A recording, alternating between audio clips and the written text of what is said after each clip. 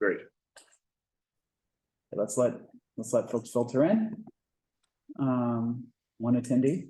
Okay, that's me. No, that's not me. Steve. Is that it? You should have more. Two attendees now.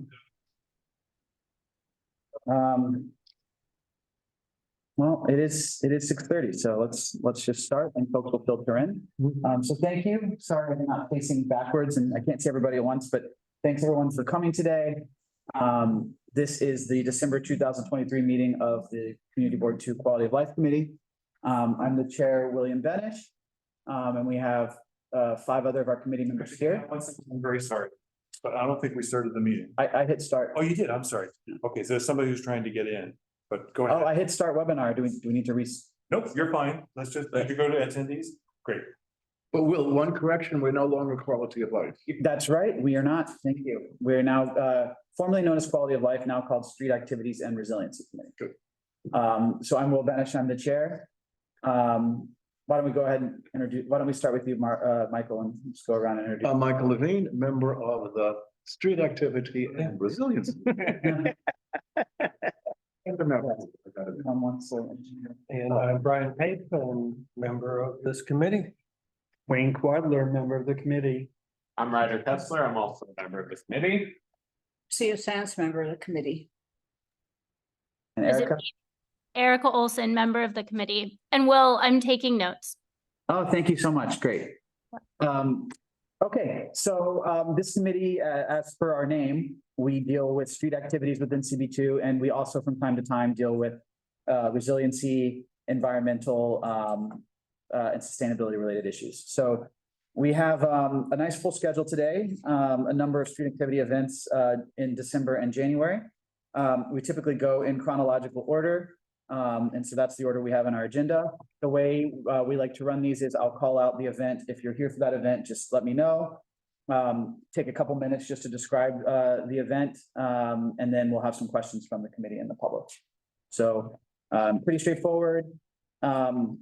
If anyone wants to email me plans for the event, you know, you can see my name on here on the agenda, and it's just first name william.benish@gmail. So feel free to email me plans as well, and then sometimes that makes it easier. I can share them up here. That's it. So the first event we have is the Pinterest pop-up. Someone here for the Pinterest pop-up? Oh, perfect. Welcome. Thank you. So yes, please, the floor is yours. Sure. It's a simple pop-up for Pinterest for their 2024 predict. It's an invite only. We have a full schedule. We're timed out. What I'm requiring and requesting is parking in the front of the venue is just 82 to get into work, as well as a line stanchion in the event of an overflow. But since everything has been scheduled and our attendees are basically scheduled in an appointment only, we don't foresee using the stanchion line at all outside, but in the case that we have early show-ups. Can that be heard online? Sort of. Oh yeah, maybe if you could just, Sure. you can come join us here, closer to the speaker. Did you hear that? Did you also identify yourself? Yeah. Absolutely. My name is Teddy Yoon. I'm a location manager for Amplify, producer as well.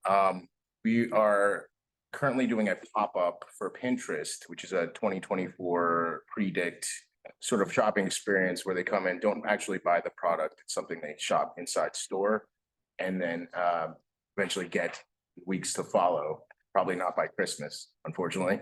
And then basically we're requesting to have 2 spots outside for 2 box trucks for our load and load out and during the event.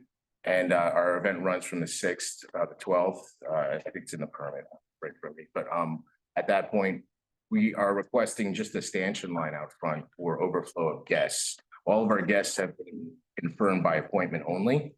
So we shouldn't even have use of this exterior stanchion line, but in case we have early show-ups. Okay. So yeah, thanks for that. I mean, yeah, just because it was a little bit unclear for me on the application. There were, you know, Wednesday, 50 staff, 50 guests, influencer event, and then an event with alcohol, and then another event on Thursday. That's all happening inside this. Correct. That's so completely inside. Okay. We have our TPA in place and everything. Great. So all all of this one is there's no actual programming outside the store. Negative, no, It's literally just parking spots plus a expansion, and in case we actually do use it. Okay, The dates seem to be a funny way of putting it, 12/6 to 12/1. that was, I think, a typo on this. Okay, so- It looks like it's 12/6 to 12/10, right? Yes, correct. I think the 0 was replaced with I see. a dash. Yes. That's a typo on our agenda. And so no music, food, drink Negative. outside. Okay. Great. And it's appointment only, so how do you make an appointment? They did it online, so it's already, we're already fully Alright. sold out. Okay. So it's, they get like about 20 minutes each. And due to our TPA, we're trying to limit the amount of people that are there. Can't let anybody in until that, they clear out. So that's what the stanchion line is. Can you tell us about the expansion line? How much of the sidewalk does it take up? What is the width of the sidewalk and the width of the stanchion? With the sidewalk is 12 feet, and the actual stanchion line, we're doing a 3-foot stanchion 3 foot. against the buildings, not blocking any entrances to other businesses. And is the stanchion line the full width of the 2 parking spaces you're taking? It would be from the entrance of the building to Washington Street. So it's about a quarter of a block. And it's a shorter block spots. We hope to not even utilize it. It's just that in case of. Now, who puts it out every day? Because the multiple. It's it would be our security team. And they would store it inside and then. Yes, just during the hours.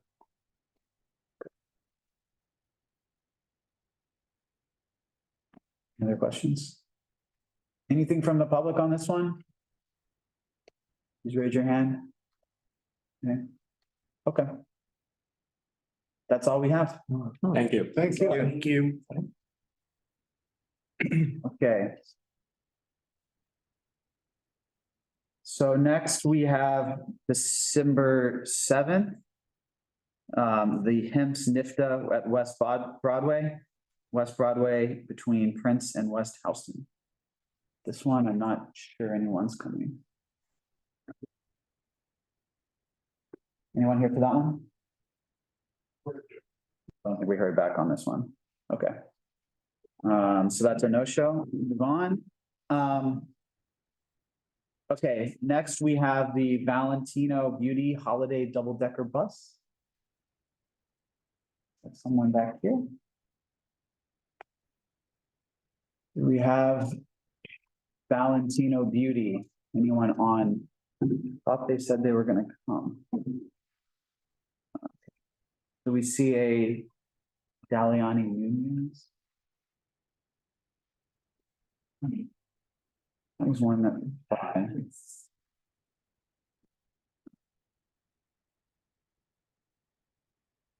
There might be some folks having some technical issues, it seems.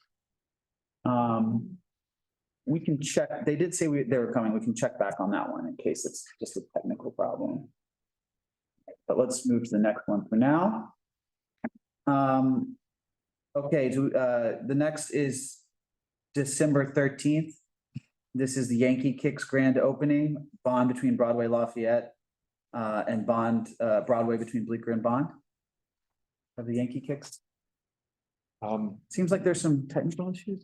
There's some people who are having trouble with the Zoom links, so I'm gonna stay inside, and see their phone calls, and I'll fix them. Okay. Amir and somebody named Chaos PR Mhm. have already been fixed, so they should be appearing in your Mhm. panelists at some point.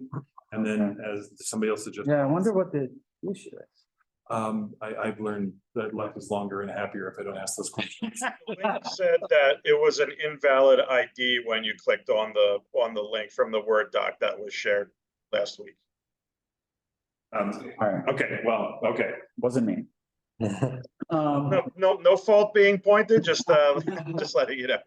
Okay, thank you. All right, we'll come back to Yankee Kicks as well, because if it's purely a technical issue, we want to give them a chance, so we'll come back on that one.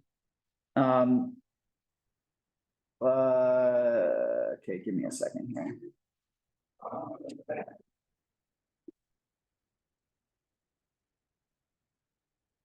Amir, I think you're next with, Amazon Faves. This is December 13th to 14th, room between Crosby and Lafayette. You want to Yes, go on that sir. one? I have Chris Hoover with me as well, who's gonna hop on, who's also the producer. There's Chris. May I share my screen? Yeah, let me make sure, you should be able to give it a try. All right.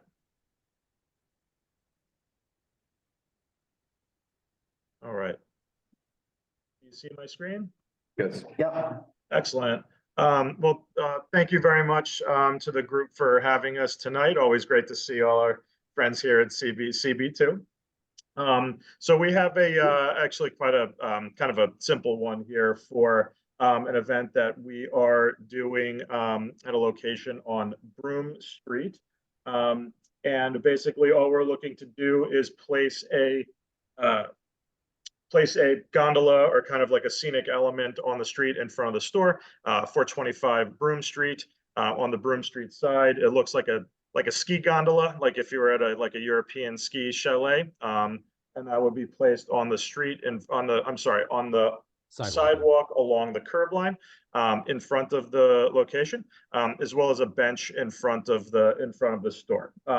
We're going to be loading into the actual location at 425 Broome on the 11th and 12th. The gondola and bench will live on the sidewalk on the 13th and 14th, which are our actual event days inside of 425 Broome Street. And then we will remove it after the event's done on the 14th. And then we load out the event on the 15th. The event itself is a private event that takes place inside 425 Broome. So not part of the SAPO permit, but the only thing that we're doing on the street is the placement of that gondola. We have 24-hour security with the gondola from our friends at GSS. They'll be there with it the entire time. Any trash or etc. that accumulate outside, we'll pick up ourselves and make sure to take it away. We want to make sure to keep our area clean for the community. This is a render of what it would look like. This is the gondola that I was referencing and the bench that I was referencing as well. And then this is what the inside of the gondola will look like. That's basically it. How big is the gondola? The gondola itself is about 7 feet in length, about 5 feet in width, and about 9 feet in height. We are able to keep a minimum of 5 feet of width on the sidewalk at all times, as required by SAPO. Yes, comfortably. Yeah. Yes, and then we'll if there's any queue to manage, our security will help organize the line, and if anybody wants to take their picture with it or is waiting to take a picture. You mentioned a bench as well as the gondola? Yeah, that's right here. If you can see my cursor on the screen. Yeah. This is the bench right here. And in all cases, 5 feet would be left open for Absolutely. pedestrians. Yes, And sir. how would you demarc that space? Would there be dividers? Would there be stanchions? No, it would kind of just be an open free flow. How big is the bench and how wide? On the sidewalk. I'd say the bench is about 18 inches wide.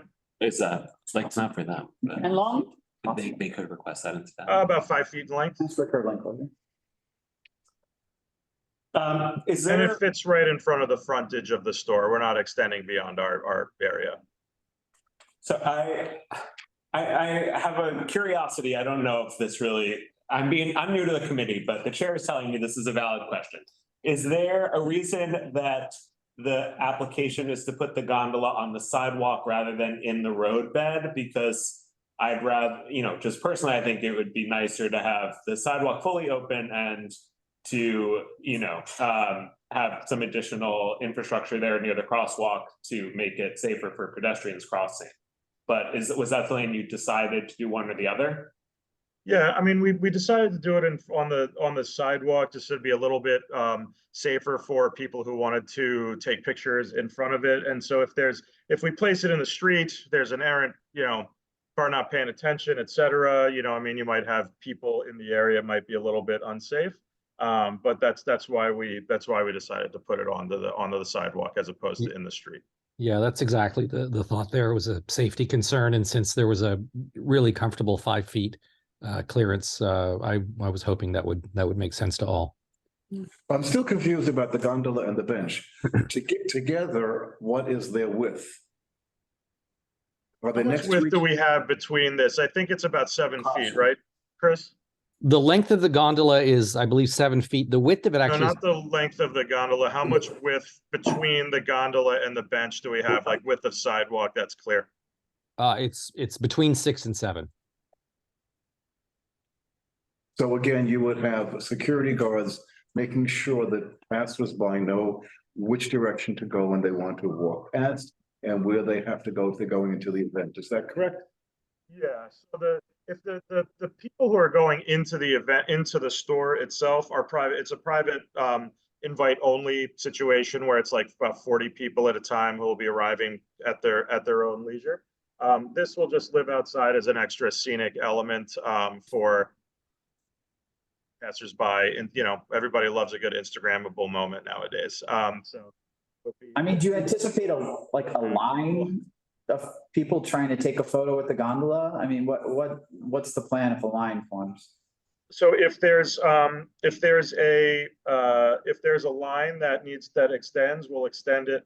I believe it would be west down the street. And so east down the street, and we'll make sure that the security organizes it. But I don't anticipate there being a long queue to take. Can I just mention that there's absolutely no promotion on this event? There's no advertising, there's no Instagram promotion. So it's really not something that we're going to try to draw the public to. So of course, people can wander by and pause for a moment, but there's absolutely no advertisement or promotion of this. Is the gondola open for people to go inside of it or just the outside? I believe you could go in. Amir, do you want to show the next picture, the next page? Yeah, this was what the inside looks like. Yeah, that's what the interior looks like. So you could go in and take a picture inside. That's right. Correct. Anyone can go in, or just the attendees of the private event? Anybody can go. Got it. Can you just repeat the exact address one more time? 425. 425 Broom Street. Okay. One other thing that I mean, when is this?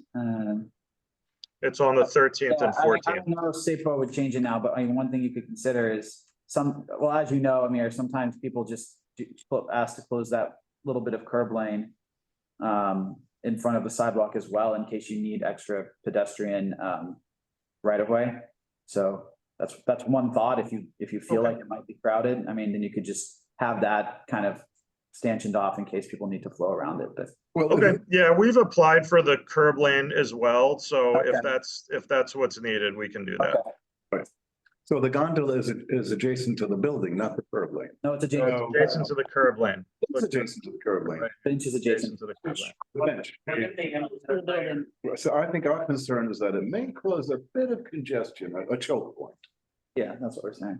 That's kind of what we're saying here. We want to make sure that you have sufficient ambassadors or security to make sure that we don't have a checkpoint at that level. Understood. Yeah, we were considering that as well, and we'll definitely have staff out there to help keep things moving. Good. Absolutely. Good. All right, do we have any more comments? Is there any way you can put the gondola or the bench on the other side of the building? On the Crosby Street side? Yeah, instead of being in front of each other. I mean, the idea would be to have it on the front, like where the guests are coming in. That was what the scenic was that was what we would prefer. I'm thinking that people that will be taking photos might be standing in the way. Taking photos outside of the gondola will be in the way of pedestrians, preventing them from being able to pass by comfortably. Right. So yeah, so we have the security and brand ambassadors who's going to help keep it moving. And just like Mr. Benesh just said, we can work to have some additional space on the other side in the curb lane, because we have that permit as well for overflow of people passing by. We can put some stanchion out there. Sorry, just to make sure I'm seeing this right, what corner am I looking at there? Like where? Broom Street, Crosby Street. Okay. I'm on the wrong Can side. you tell us what it is, the item that's in front of the Christmas tree? It's like a platform. That's, This, yeah, what is that, cement? that's part of the streetscape. Well, what is it, do you know? I couldn't tell you. It's what lives out there on the street. I believe it's a crossing, like it's not rendered there, but there's a crossing light as part of that platform right there. Base for the traffic light, somebody's saying. Yeah. Yeah, yes. But there is no traffic light. It's like there used to be one. It's Yeah, a trip hazard, what it is right now. Is this, Is it there? We could take that up with DOT. Yeah. is this like a mirror image? I'm sorry, I'm just having trouble with the geography of this. I think Chris, it's- can you give some clarity? The side of the street with the gondola on it is Broome Street. And then this is the actual, the intersection of Broome and then Crosby as it sort of fades down this direction. I see, thank you. Not a I see mirror, it now, it's I see a it. I'm pretty sorry. realistic I see rendering. it. I see it. Looks Thank like there used to be a traffic light or a crossing sign. you. Yeah. Did you say something about trash receptacles if there is any garbage created by the event? We'll pick up and take away. We'll have staff to make sure that it keeps clean. We don't have anything that's specifically creating garbage, but if people leave anything behind, we'll help to keep the area clean. Like we don't have any leaflets or handouts or flyers or anything that would be creating garbage on our end. And no drinks, no food, nothing like that? It's just Absolutely not. scenic elements only. Very good. No, we don't want any garbage outside for our own purposes either. So that's a strict mandate for me, is to keep that area clean. Good. So it looks to me like this is gonna be, there's like a traffic light and then a crossing light, and then there's a planter further down the block, and this is gonna be squeezed in between the traffic light and the planter. Is that right? That's correct. The crossing signal and the planter Yes. squeezed in there. Is this a permanent store? It's a pop-up. I mean, I mean, obviously, 425 Broome Street is an address that lives there, but this is a short-term rental for the event. The location used to be it was a hair salon. It's recently closed down, and the owners are developing it for long-term rental, and we're simply renting it for a few days in the meantime. Can you tell us what the product is? I don't think you mentioned it. The client is Amazon. They have a annual creator favorites event, and this is their holiday creative favorites. So it'll be just individual items that some press and influencers are going to come and look at. So there'll be a variety of products, just sort of popular items on Amazon. The inside, important to note, the inside event is, Are you invited? No, but I consider myself. Okay, very good. Then you're invited. important to note, the event on the inside is private invite only, and it's groups of about up to 40 people at a time, which is well within what the location could handle. To me, like the sidewalk, I'm just looking at the Google Maps, it looks extraordinarily narrow. Like, as you know, Amir, there's lots of people who do these like bus events, right? Where you park a bus in the curb lane and then that way it's not blocking the sidewalk. I get the pedestrian safety thing, but if people are just entering from the sidewalk, it seems like it would be fine. To me. Bus is a little bit of a larger item, so that if you go in it, the gondola would just kind of be like a standalone prop. Yeah. But in the curb lane, I'd have a little concern about that, but if that's what the group is requiring, we can take a look at it. Like a dining shelter.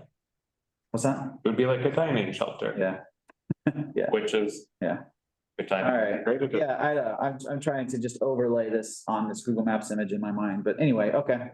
I've taken a careful survey of the sidewalk dimensions. I mean, of course, it's up to you about the impact on pedestrian traffic, but I'm confident that there's in excess of 6 feet of extra space. I was really just anxious from a safety perspective about putting it in the lane. It's more of a traffic street than it is a foot traffic street, and so I thought it'd be smarter this way, frankly. Gotcha. Correct. Okay. I'm questioning the setup date is 12/11. at Yeah, so 12:01? we're loading in the inside on the 11th and 12th. The gondola will live on the sidewalk for the 13th and 14th, which are the actual event days. It'll be taken away after the end of the event on the 14th. And then we load out the inside of the store on the 15th. So the activation with the gondolas the gondola and the bench will only live there on the 13th and 14th. That's right. And it's just gonna, okay, gotcha. Gotcha. Is the gondola being assembled on site or does it come pre-assembled? I guess gets dropped in one piece. Pretty easy setup. Again, the Yeah, only issue I think we're having is, will it cause congestion on the Yeah. sidewalk? That's the only problem we can foresee as a committee. Look, anyone else have anything? I'm gonna open it up to the public. I see we have one hand raised. I'm gonna promote you to panelist, Laura, so you can speak. Laura Tanova? Mm-hmm. Good. Hi, Laura. Give her a second. Promoted. Hello. Hi, everybody. Hi, Laura. I live right next door. I'm at 423 Broome. I'm a little concerned about, first of all, the fact that our traffic light seems to have disappeared is a little bit amazing. It's there right now. And so are trees that are in big planters. At that location, I'm curious as to what you're going to do with those trees that are there now. Everything's going to stay where it is. We're not moving anything. This will live amongst what's already there on the streetscape. Why did you Photoshop out the traffic light? That's an error. That's a good question. It's really just an error to. Because it's a light that stands on the sidewalk where that little, round platform is. It's right there. Okay. The location is identified. Yeah, go on. Obviously with the base there, it is identified as an impediment. The fact that the light's not in there is an error and doesn't have material impact on this. Well, I too am concerned about sidewalk availability for pedestrians. It's this is Christmas time. A lot of shoppers walking by. Our sidewalk is, I think, probably about maybe 14 feet wide, and this is a big impediment. I'm not worried. If you don't start setting up until 7 a.m., that's fine. I was a little concerned because what we first saw was at midnight, and that would be a problem. But it is a residential block, in the sense that every building has people living above it, except for these metro electrical station. And the newly opened Eataly that just opened across the street. It's really more an issue about that gondola taking up a lot of space on the sidewalk. The rest of it looks absolutely fine to me. I'd say lose the gondola. This is, it's a would be nice, but it's not a necessity. And I think it would make life a lot easier for people trying to, and also to Right? That's what they want. so the other point is that garbage pickup day is Wednesday, recycling day. There's a lot of garbage out there that day from our streets, and just keep that in mind as well. I wouldn't like to see it moved by you guys. We'll accommodate whatever the trash is out there. We'll obviously work around it. And we're happy to, like I said, we have brand ambassadors, and we're happy to create a little extra chute on the outside for people to walk around if there's an overcrowd of pedestrians. But not walk around into the street, because that would not be good for pedestrians. It's not a safe street. It's heavily trafficked, a lot of trucks, which is why it's a good thing that you're not having the gondola in there. It's no parking during the day there anyway. But it's just basically loading and unloading. But it's going to be an impediment. It will be. Understood. Yeah, I mean, maybe moving that bench just around the corner makes it a little easier, because I know the bench is super narrow, but then when people are sitting there with their legs out, you know, it takes up more space. So maybe moving around the corner would actually would be a trick. We can take that into consideration. And that's about it. I mean, I wish it weren't happening, but it's gonna. And I know my neighbors need the money for the rent. So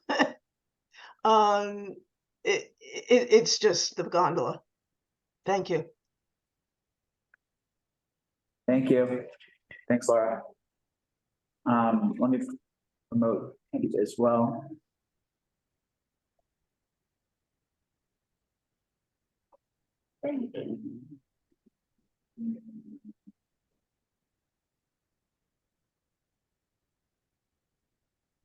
Hello. Couple questions. I just saw the committee's aware.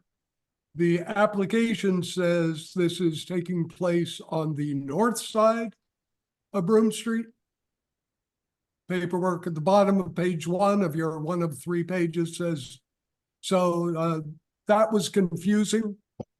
I see now that There might have been an error on the application in my part. I can reach back out to SAPO to address that. Apologies. okay. Yeah, that's just for factual reasons. No, And then thank you for calling that out.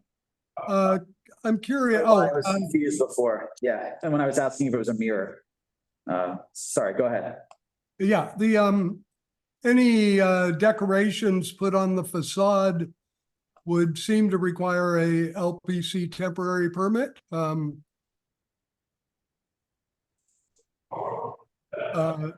then finally, Amazon used to have a store 1 block to the north on Spring Street, but they left the neighborhood.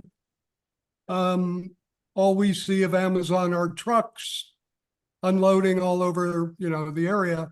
I'm just curious about the local nexus for Amazon.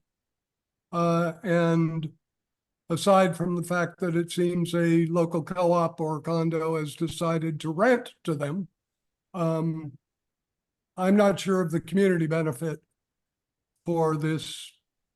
So I'm curious about that. Thank you. Thanks. Yeah.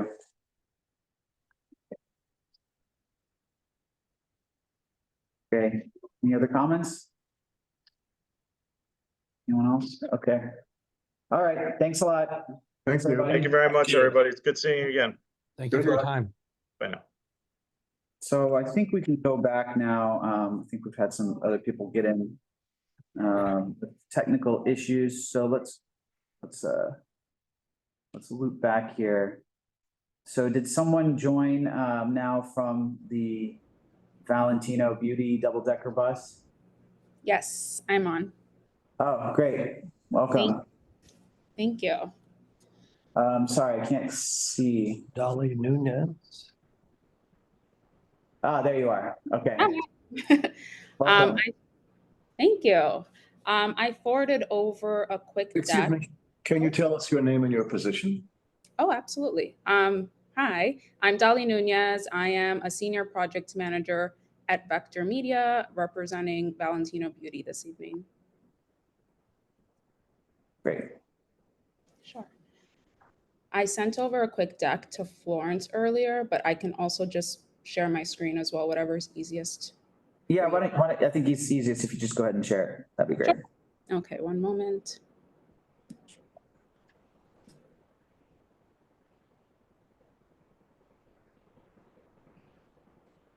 All right, are you guys able to see this? Yes, we can. Awesome. So I am applying for 3 curb lane permits on behalf of Valentino Beauty for their holiday bus pop-up. We've done this twice already. Once last year for holiday 2022, and just recently this past spring for their spring launch, and it's been a huge success. So they're continuing the campaign.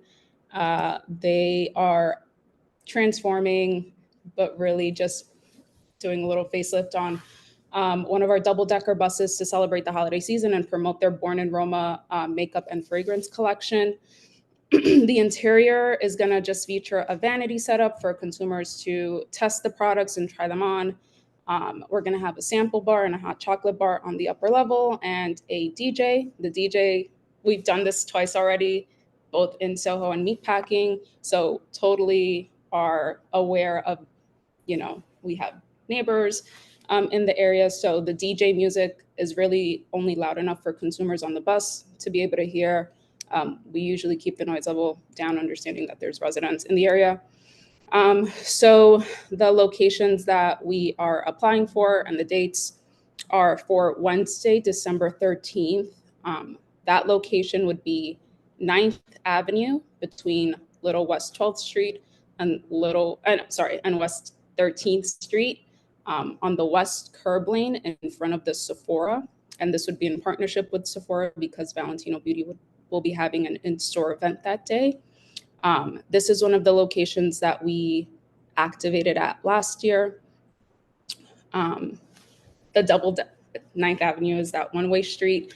And the passenger side door is on the traffic side. So last year, one of the committee members recommended that we park the bus in the opposite direction during load-in, just to, like, obviously for safety of consumers boarding the bus.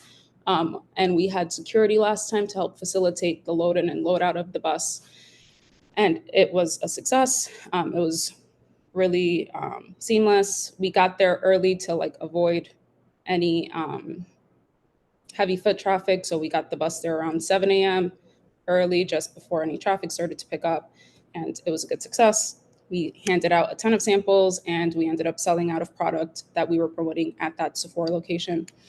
On Tuesday, the 19th, and on Saturday, the 23rd, we are applying for curb lane on Lafayette Street between Spring and Prince Streets. This is also in partnership and targeting the Soho Sephora. Because of the embargo, we're not able to be on Broadway, so we permitted the next closest location that we could.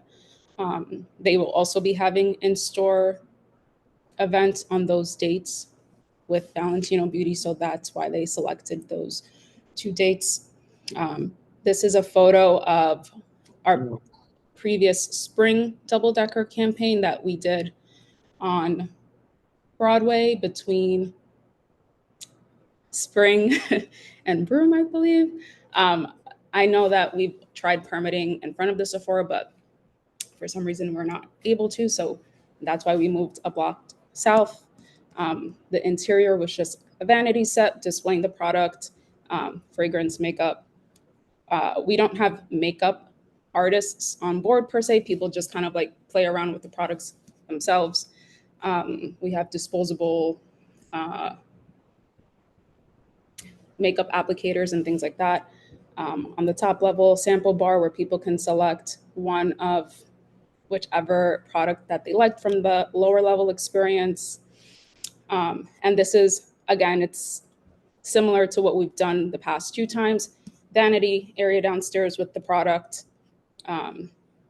This time we're gonna have some content on the interior rolling on a TV, bar upstairs with a DJ. This right-hand side has been, this right-hand photo with the oversized fragrance bottle. That's no longer there. That's where the DJ will live as it has in the past. And then these are just some photos of the samples that we will be distributing to consumers, just lipstick, highlighter, fragrance, concealer, mascara. And that's really it. It's really been a success the past 2 times that we've done it in the city, specifically in Soho and Meatpacking. And the reasons why we're choosing these locations is really because we are partnering with Sephora on this. And they're also looking to drive traffic to the Nordstrom at the Soho location as well, because they are sold there as well. So any garbage that's, there's not really any garbage that is produced at this event, as we're just really handing samples out. But anything that could be left behind, like the disposable makeup applicators, we have our garbage cans on site, and our staff will take care of disposing of that at our facility in Brooklyn. And it's not too much garbage from our experience in the past. But none of that will be left behind. As far as crowd control or line management, we typically just have stanchions outside of the bus, lined up next to the bus. And we do have a limit of how many people can be on the bus at once. It's really just 5 people downstairs, 8 people upstairs, and we have our brand ambassador and security just managing that flow throughout the day. So that's really the gist of it. Any questions? Yeah, thank you, Dolly. I appreciate it. And I definitely remember these similar events in the past. I think you did have a DJ on some of the past events on top as well. We Can you have. just talk a little bit about kind of sound control and what you did last time there and what you're going to do this time? And I'm sure that's a question some people would have. Yeah. So in the past, before this event, we've had events where we would have a DJ on board these buses, and I don't think our team knew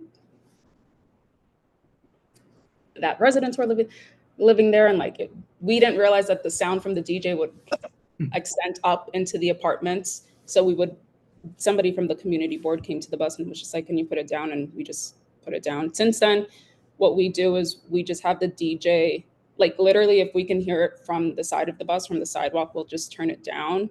We don't need, the DJ isn't there to draw attention to the bus. It's more so that there's a vibe on the upper level, but we just have it really low. And if there is a neighbor who comes down to us and asks us to turn it down, we're happy to. The client is aware, Valentino, that we are in a neighborhood where people live and they don't want to disrupt the neighbor. So we're happy to turn it down. Great. And then can you talk a little bit about, sorry, can you tell me again it's going to be parked at 3 different locations. Is it the same time of day that it's going to be parked there? What are the anticipated hours? Sure. So the actual event hours for each day are going to be 11 a.m. to 7 p.m. Load in for each location is going to differ. Meatpacking will load in around 7 a.m. just because of the whole parking the bus backwards and trying to avoid that foot traffic in the morning. So we'll load in at 7, but it's just to get the bus in position. And then we'll load out immediately after the event is over each day. And then load in for that Lafayette Street location would probably be closer to 9 a.m. Great. And then did you mention security at all? Can you talk about, sorry if you already mentioned it, can you just talk about security?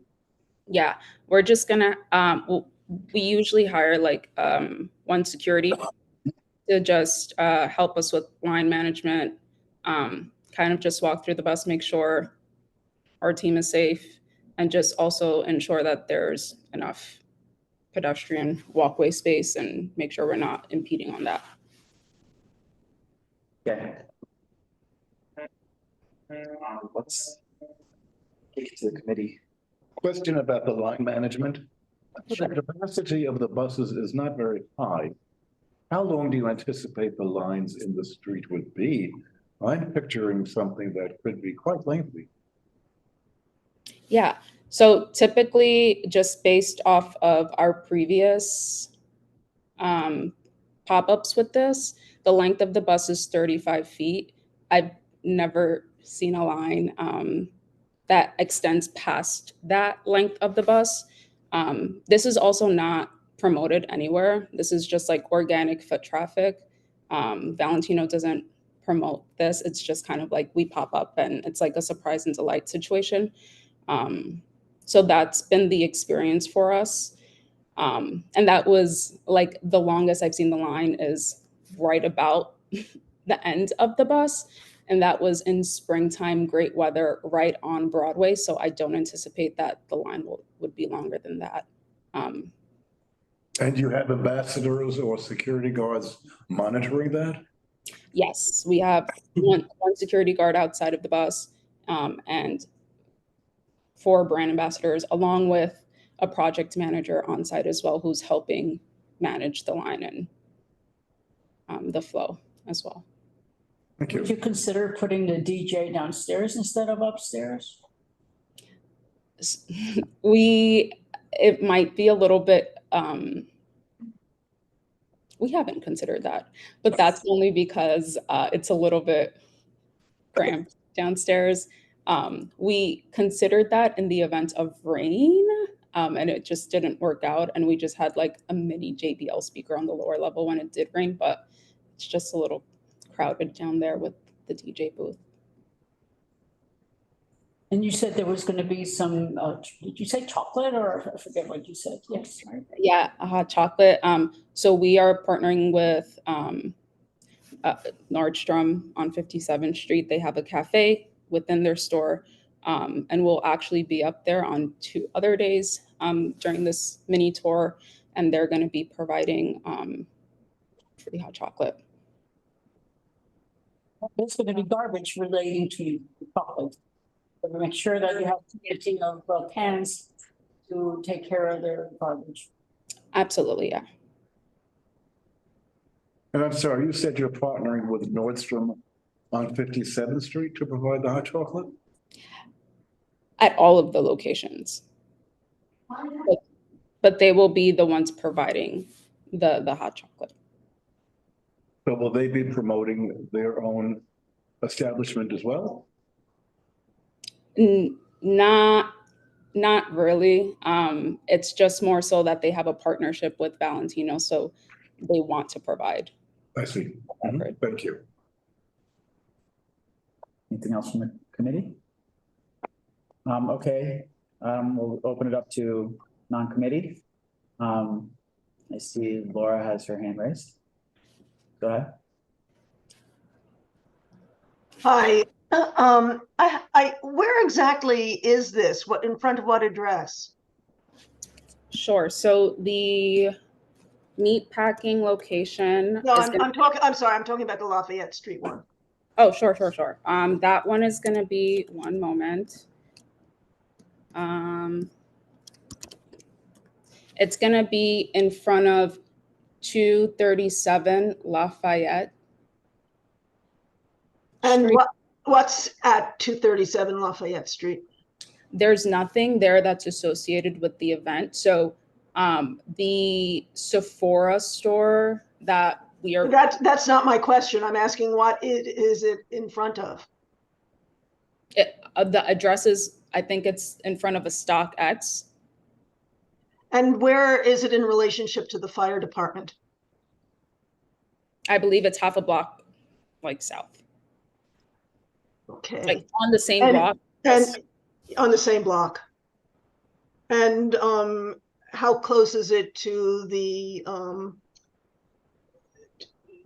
drug treatment center? Not familiar. Right next door, maybe? The other question I have about it is I just want to point out that with the chocolate, there are 2 issues for me. One is that we do see an increase of garbage. This is going to be on an incredibly busy day in Soho. And of course, this is in Little Italy, so in Little Italy as well. And we already have a problem with overflowing trash receptacles on the side, the city garbage cans. So this is going to add to it with the number of people you're expecting. But my main issue with it is that on that block alone, I think there are 2 or 3 coffee shops that also sell chocolate, and you are competing with brick and mortar stores, basically, on a possibly cold day when people are really going to want a chocolate, they're there with their kids or whatever.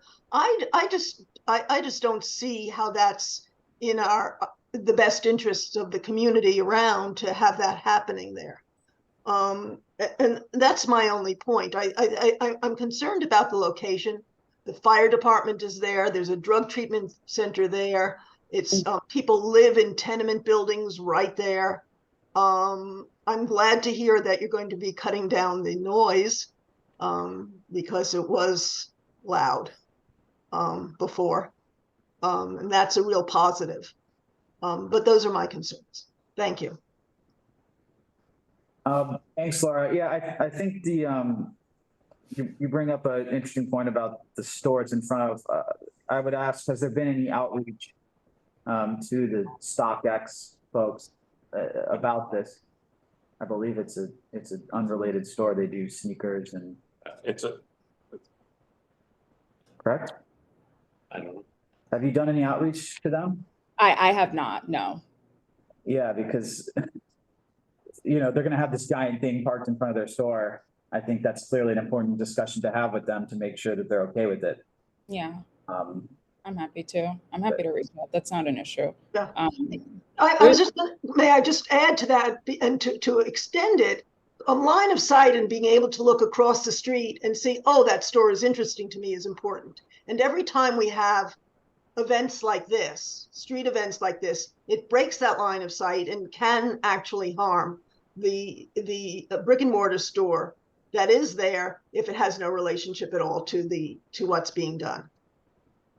Totally. And I think that I guess the line of thought, I guess, in like picking this location was just like the closest that we could get to the Sephora, because that's the store that we are partnering with and trying to target, but due to the embargo, we can't park in front of the Sephora or anywhere on Broadway. And then to your point about the cafes and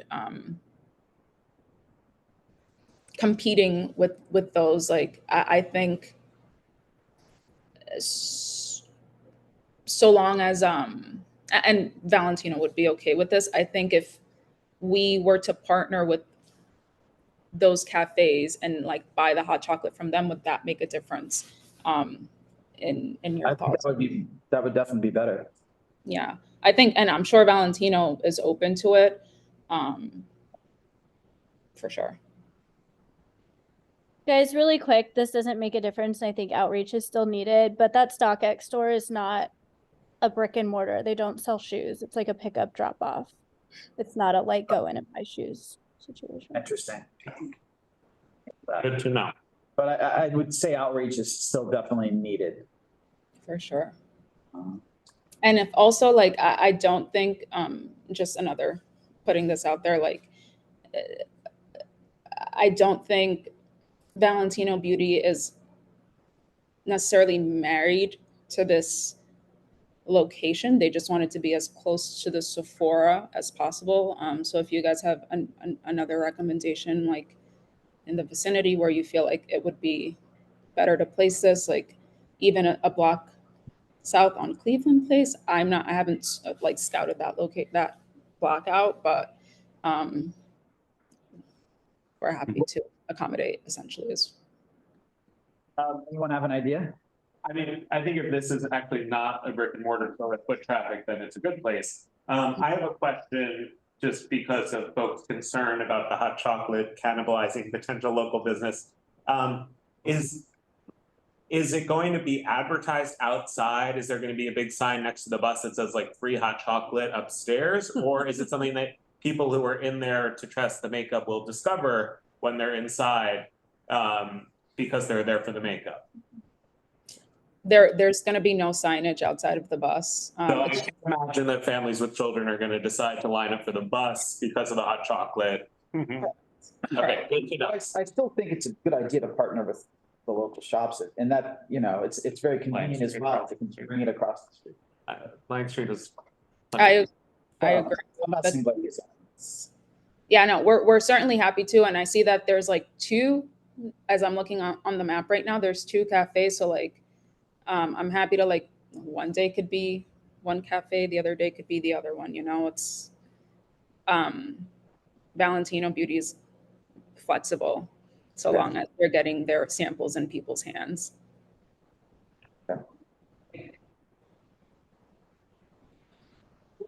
Thank you. Does anyone else have a comment or question? Thank you. Okay. Thank you, Darlene. Much Thank you so appreciated. much. Have a great evening. Thank you. Bye. Okay. Okay. Let me just check now, since we've seemed to resolve most technical issues here. Did anyone ever join from the Hemps? Please raise your hand. No, okay. Did anyone join now from Yankee Kicks? No? Okay. Are we sure? Okay, we could talk about that one in business session. I guess while we're in public session, does anyone have a comment on Yankee Kicks? I mean, this looks, they put a street event small and they said up to 1,000 people. Or 999. So for me, that's a bit concerning. What was the location? That is, 666. Bond, 666 Broadway. It's a corner of Broadway and bond between Broadway and Lafayette. it's right on the corner. To me, that's always concerning when you have a street event small with a very limited lead time in the SAPO system, and then you're gonna have up to 1,000 people. So I think we should just note to SAPO. We automatically reject, no? Yeah, we do, but sometimes we like to do extra contact. Hmm. Oh, unless this is the prison, you can hear from that. Okay. Sharon, I'm promoting you. I don't know if you're from the public or you're presenting, but Hi, it's Sharon. I'm actually, this isn't my event, okay. but street event small, when you do a curb lane or a sidewalk permit, it automatically is a small because of the space that's being used. It has nothing. So I think they're talking about 1,000 people foot traffic wise during the whole day. I just wanted to clarify, no one was trying to do, it's a small event or and there's 1,000 people. I just wanted to let you know that's what that is for curb or a sidewalk. Got it. I think this is a common thing we've noted as well with the SAPO system in the past, is that potentially large events can get routed into these small categories, and then they have a very limited time that they have to give notice, and it's difficult to review with any rigor. So that's, anyway, they're not here. No, that's good color. Okay, so next we have the Miniso. Okay, welcome. This is December 16th, correct? Yes, Yeah, please feel free to take a seat. And this is from Broadway. Charles PR. Between Broome and Spring. Okay. Yeah, please, if you want to introduce yourself and who you represent, that would be great. Hi, everyone. My name is Scotty Chow. I'm the founder of Charles PR, and I have a client called Miniso. So the Miniso is actually a global brand that they collaborated with Disney and Barbie to have inspired, daily use products like, towels or slippers and stuff like that. And for this event, it's going to be a small event, but they want to have the LED trunk to drive around the city starting from 10-gram Queens to Soho location, and then from Soho location to Times Square. And then it's going to be a road trip. And then during this time, they will drop off 4 dancers. The 4 dancers will be dressing like a Santa, and then they will have jingle inspired music with the background to like dance less than 1 or 2 minutes. And then they will pick up the 4 dancers to Times Square location. However, the SAPO said Times Square is not allowed, so we just like canceled that and just like keep the Soho location. Yeah, that's about it. Very simple and small event. Can you give us the location again? Yeah, it's located at 490 Broadway. It's between Broome Street and Spring Street. What kind of dancers? What kind of dancers? They will be just like professional dancers. Dance like, just like holiday inspired dance, just like jingle bell, something like that. So, yeah. Like a TikTok. Like TikTok, exactly. TikTok. So we need professional dancers. Asked for that, so I told them like for simple dance, we don't need that professional dancer. We wanted to get in costumes in Santa, dressed like Santa.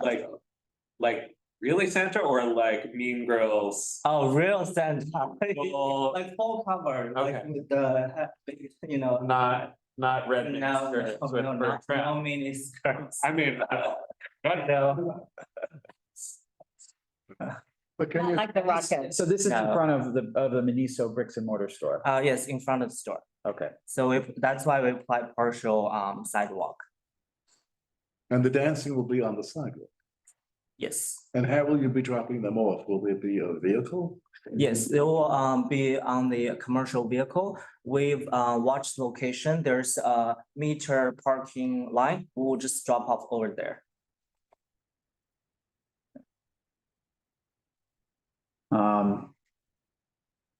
And this is literally, so you're literally bringing them in, you're playing music and they're dancing for 5 minutes and that's it? Less than 5 minutes. Only 5 minutes. And then they will go to I guess 10 gram again in Queens and then drive back to Soho again. The only reason, the reason we applied for a full day, the only reason why is that, you know, the traffic on the road is taking longer. But in actual activity, it's gonna be adding together 5 minutes. do you expect actual like viewers, or is this really to record for social media? Like, will there be an audience? Exactly, record for social Yeah, media so- on WeChat. Cause Yeah. WeChat, they're like, you know, global business. Yeah. They mainly focus on WeChat and TikTok, Instagram. And then they only wanted to like record them and then have a beautiful video to show the corporate office. So it's really just for the storefront to be the backdrop, not because we expect Exactly. people on the street No. to stop to watch. No. Great. So the street is a stage for your promotion, is that correct? Cause they wanna show, it's, let's consider it as a global tour because they started in Singapore. And then the last show was in London and then New York is the third. So are the dancers doing the same dance? Same in front of dance. Each store in every Exactly. country? Exactly, it will, Very it cool. will highlight them like New York store, London Yeah. store, Singapore store. Is this the same dancers? Same, no, not the same dancers. Same dance. Same dance, but different dances. They wanna hire American dancers. Yes, that's cool. Yeah. Okay, I mean, to me, it seems pretty low impact. I mean, I think the LED billboard's kind of a different question. I think those technically aren't allowed, but people do them everywhere, so. Yeah. I don't know if that's our purview to really comment on here, but, we've talked about that in the context of other discussions, but I mean, it's only gonna be here for 5 minutes. Yeah. But that is something to be aware of, is that technically you're not supposed to have an LED billboard. Well, does that require a city permit for the LED? It's not allowed under the rules, so there's no I permit. don't, It's not allowed under city rules. It's not SAFO because it's a street event. It's just people driving around. Right. And moving billboards, which is technically not allowed, but you see it everywhere these days. yeah, and they used to be on the. We try to, we've asked about it in the past, and I think city council was trying to further restrict them, but it's already technically not allowed. So something to be aware of. Okay. Okay. Do you know about what time of day? I know there's gonna be traffic, but about what time of day is gonna be? So the starting time would be 11:30 AM from 10 gram. And then by arriving to Soho location, I think it's gonna be 1 PM. Okay, So, and then. thereabouts, and then for Yeah. 5 minutes. Be careful of traffic at that hour. I know. So that way, probably, you know, if it's delayed, then it's fine for just like. Anyone else on the committee have commentary or question? All right, let me, Pete, go ahead. Hi, yeah. I'm curious, the LED truck, is that something you, is that an outside contractor that provides that truck? The reason I ask is because this past weekend, we had a big LED truck show up out of the blue from a company on Broadway in Tribeca that seems to have a fleet of these LED trucks and sends them out without any concern for the regulations. So I'm curious which company you might be getting your LED truck from. I believe it's, I have to double check, I'm so sorry. I couldn't recall because it's probably called Rolling Box or something. Okay, Yeah, Rolling Box Media, I think that is. that's a different one. Thank you.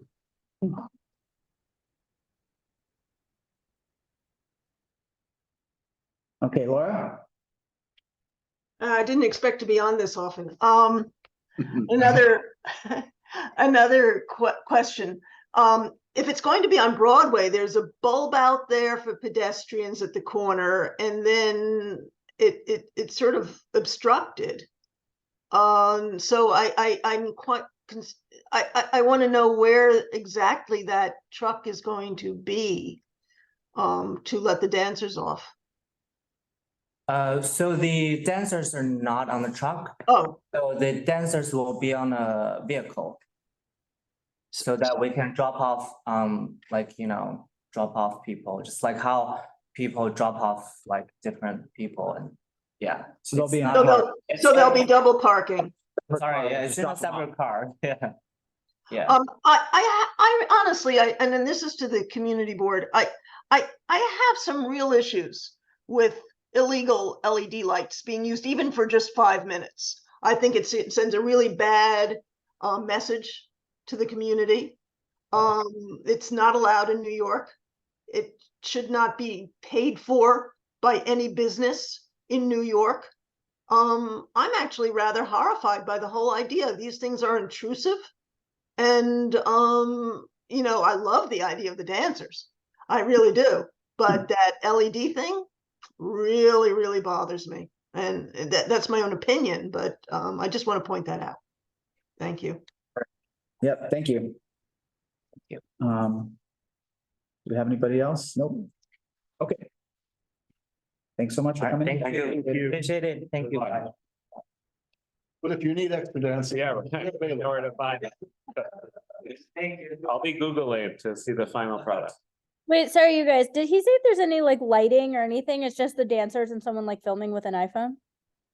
Just dancers. No lighting. No lighting. Natural light, Natural light. The door lights. with the city as the backdrop, and that's what we like. The truck that they're driving together. Thank you. Thank you. Take care, guys. I mean, I started my company when I was my early 20s. It's good. I'm pretty sure. Excellent. Okay. We next have December 16th, Bleecker Street Holiday Block Party. Bleecker between Perry and West 10th. Remote Zach.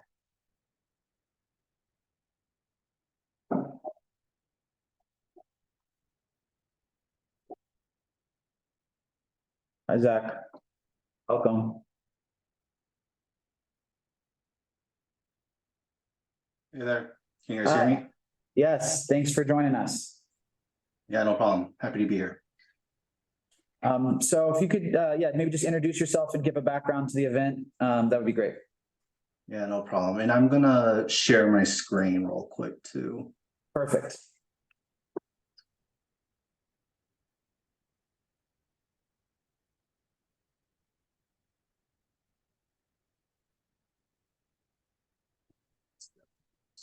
Easier to find this.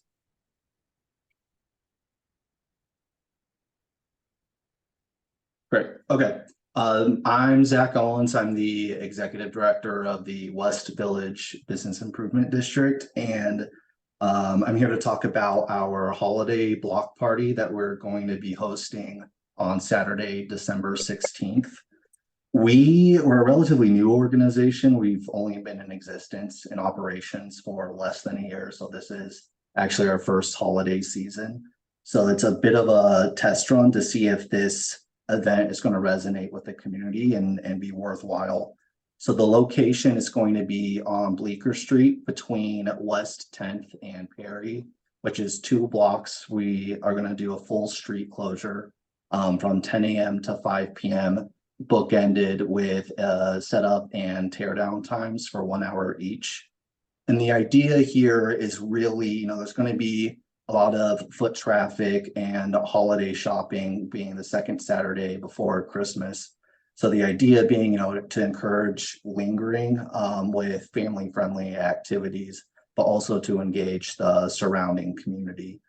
And because of the events and additional promotion, the closing down the street to ease pedestrian congestion seems worthwhile and also gives more room for doing our programming. So some of these things we have locked down, a few others we are in the final stages of getting agreements finalized, but we plan to have a cookie decorating, holiday card making, photo booth, as well as hot chocolate that we'll work with a nearby business to procure from, and children's activities courtesy of Greenwich House. They're going to be doing tambourine making. And then we are also trying to secure caroling, and the bid will be distributing reusable shopping bags that say shop local. We don't plan to do any amplified music. There'll be no outdoor sales, of course. And I will be on site. We'll have a sanitation crew of 4 people to address any street garbage that is generated from the event. We'll bag it and make sure it's put away and that the sanitation garage takes it away. So that being said, I'd be happy to take any questions. Thank you. Yeah, I'm just tabbing over to this application. Okay. So this whole thing, you think you'll be able to set up in 1 hour from 10 a.m. to 11? Yeah, we've been working with the area merchants to provide some additional help. We've offered to all the adjacent businesses that they can put out inventory to, and to encourage people to come in. I don't think any businesses are actually going to take us up on that, but a lot of the vendors that we're working with, we're going to be working with them in advance so they know what to expect. And again, I'm going to have a team of 5 people to make sure that we stay on time. Great. So you're starting at 10, you're staying up at 10, it's running 11 to 4, and then you're breaking down by 5. Breaking down by 4. Oh, okay. So, okay. So 4 p.m. the event's done, and then we'll reopen the street at 5 o'clock. Yeah, okay. Got it. And then, okay, I mean, it seems pretty, and then you canvassed all the local businesses and they're generally supportive, or, I mean, I imagine it's going to drive foot traffic. Yeah, they're very supportive. And I mean, there's still additional outreach we need to do. Like, I have good contact lists with the property owners and the businesses, and I've gone and canvassed in person myself. I'm still trying to get a few contacts to the condo board of 350 to make sure the residents are aware. So if the community board has any contact information, I'd welcome it. But otherwise, we've been comprehensive on the outreach. Okay, great. Yeah, I was going to ask about residential outreach next. So it sounds like you're doing that too. Yeah, just you could reach out to Mark Diller. Do you have his contact info? Just yeah. Okay, he should be able to help with any additional contact info that you need. Were you going to ask a question, Mark? Michael? No, you mentioned vendors. To whom are you referring when you say vendors? That's the folks providing the free programming, the public programming. Now, are they paying a fee or is everything free? For the public, it's free. I will be paying some. The bid will be underwriting some of the activities. Well, so the vendors participating are not paying to be part of this event? Well, so there's we're engaged, like the photo booth I think is a great example where the bid is paying for the photo booth to be present, but the folks that want to take their photos and get free photos can do it for free. The bid's paying, yeah. Okay. So all sales will be, if they're selling anything, the stores that are selling anything would be inside, not on the street. Right. Is that correct? Correct. Yep. Something we've been very emphatic about. Okay. Now, this is the first public event for the bid? Yeah. How many people will you have managing what's happening in the street? Security, ambassador, staff? Because this is a very big undertaking. How are you planning to deploy people to make sure that it works? Well, I will be on site and then, we have a very close working relationship with the NYPD and of course the 6th precinct is right on West 10th Street, just half a block away. So we've been working closely with the community affairs team on the event. And we'll also have the 4 sanitation crew guys, so 5 total, including myself, to ensure orderly conduct. Yes, I know there have been previous events where Bleeker's been closed, right? And vendor, and I seem to remember that. I don't know who managed it before, but the ones I've seen in the past seem to have gone quite smoothly. Yes. I wonder. Yeah, I think if I'm not mistaken, I believe those were hosted by Greenwich Village, Chelsea Chamber of Commerce. Yes, that's right. So I'm envisioning something kind of like that, hopefully. How many of the stores that are located on those blocks are going to be involved, participate in this event? I have the number 8. I don't have the names off the top of my head, but so Leap Retail is leasing about 9 spaces. And so and then they've subleased out to other brands. And so I've been, when we first started doing the outreach, a month and a half ago, we quickly figured out that Leap actually has a lot of these spaces. And so we've been working closely with Leap, and that's been helpful with helping, get the correct contacts and engaging the store owners. So we know that there's probably going to be some in-store activity like sips and bites and whatnot. And I think 5 stores. But I'll have to get back to you on the names. Thank you. Anybody have anything else? No. Anyone from the public? Okay. Thanks very much. Great. I hope to see all you guys there. Thank you. Thank you and good luck. Okay. Last one, I believe. Anyone from HIMSS joined, which I don't think they have. Last one is Scottsdale Tourism, January 13th to 24th. That's Sharon. That's me. Okay, good. You're already here. Great. How are you? Thank you very much for having me tonight. Is there if it's possible, could you turn on your camera because we can't see it? There we go. Thank you. Thank you. Thank you very much for having me. I am going to share my screen if you don't mind. Great.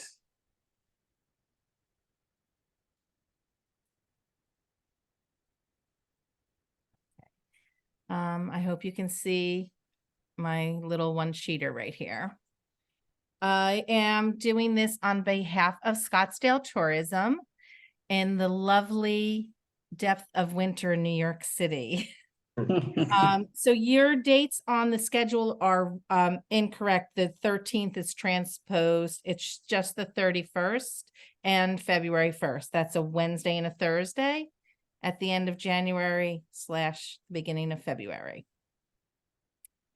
It is going to be held in the plaza, and in the bottom left corner, we have the quick rendering. It's going to be an Airstream and a life-size globe that people can go into. The Airstream is going to be there, and they'll be handing out free hot coffee, hot cocoa, and a pastry. Whiskey or not? Everyone's handing out hot cocoa. That's the thing during the winter time. That's what happens. And the hot cocoa is on the fence, but it's better for me to tell you that it's going to be there and take it away than add it. But the pastry is a definite. So Experience Scottsdale is an immersive art experience. It's going to feature the landscape of the Sonoran Desert and all other activities that are included with many of the resorts and restaurants and all the wonderful things that Scottsdale has to offer us New Yorkers during the winter. So we will have security on site from load in to load out. We also will have BAs that will guide people and let them know what is going on. It's just get a free pastry. You can go inside the Globe and take a photo opportunity. And we will have a trash compliance officer on site. I would like to make sure that we have someone there to make sure that that is their sole job, to make sure if anyone is having a pastry, they don't like it and they drop it on the ground, we will pick it up. We work with the meatpacking bid regularly. We have lots of events in the community, and we always like to come in and be part of the community and take advantage of what the meatpacking district has to offer itself.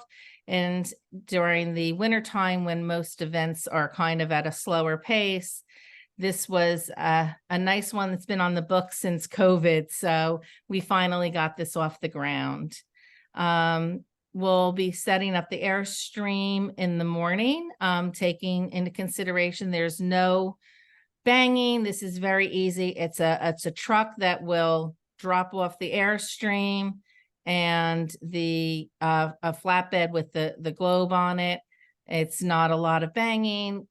We will take into consideration, obviously, this is a residential area, and most of the stuff that is being loaded in is not, there's nothing noise wise to consider. I do emphasize to my team when they're there that there are residents here and to take that into consideration. We'll be live the 2 days from 10 a.m. to 6 p.m. When 6 p.m. comes, the night security team arrives and they'll be there until the morning when we go live again. And like I said, when they're done striking, that's when we do a once over, make sure that everything's clean, and we will scooch out. Any questions? Okay, thanks, Sharon. Good. I like this page. It has everything on one page, which is nice. So just to be clear on this one, is there any music that's going to be played, any amplified sound? So we don't have amplified sound. If there's going to be any sound, it's going to be inside the globe. Okay. And then are you going to need a generator, or are you hooking into? So on board the Airstream is an on-board generator. Okay. That's inside, or? It is, yeah, obviously inside. Have to vent to the outside. Are those steps that are going up towards the window of the counter? So yes, everything has to be ADA compliant. They are not. They are. Everything is ADA compliant. Including the steps? Yeah, well, there's always going to be a ramp. This is the original rendering at the bottom. So like the snow globe has these little steps and stuff. Now it's just the globe here is stationary. It's ground level, so we won't have the ramps there. But they always make sure wherever we have steps, they'll put a side ramp for it, so that someone can go. It's ADA compliant. Okay. All right, thank you. So, I mean, I think, this committee always, gets these kind of, very commercial applications for the Gansler Plaza. We generally like to see the plaza open for public use. I will say in this case, it looks like relative to what we've seen in some past events, it's leaving most of the plaza open. Yes. Which is great. It also seems low impact in terms of sound. The only issue I think that I would have is we always like to try to see some connection to the local area in New York City. I'm not sure we have that here. Are you going to be perhaps sourcing the cocoa and pastries locally? I mean, we always source locally. From meatpacking? It would be a Manhattan-based business that has not been solidified. We're just kind of working out a few of the kinks right now. Okay.